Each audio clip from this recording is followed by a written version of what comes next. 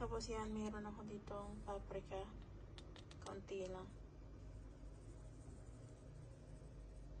And damihan natin itong garlic powder para masarap talaga. And lagyan natin ng konting toyo. Konti na lang talaga. Konti lang kasi pag di ba, napansin nyo pag nagpiprito kayo maitim kasi pag nilalagyan nyo ng toyo and konting oyster sauce, ayan, lumabas.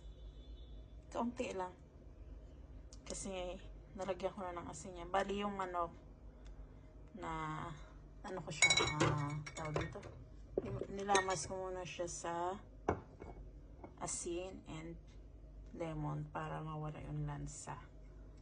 Ayan. Ayan lang. And then, haluin na natin. Nagkamay na ako kasi malinis naman yung kamay ko. Tsaka kami lang naman kakain na mamaya. So, mamaya ko pang gabi ito lulutuin. Pero, marinate ko na siya para sobrang manuot yung ating mga nilagay na pampalasa. Ayan. Hindi ko na siya lagyan ng lemon kasi nalamas ko na yun sa lemon kanina at asin. Diba? Huwag na natin kasi may isasawsaw rin ng mga mama natin yan sa ketchup or ayan. Ayan.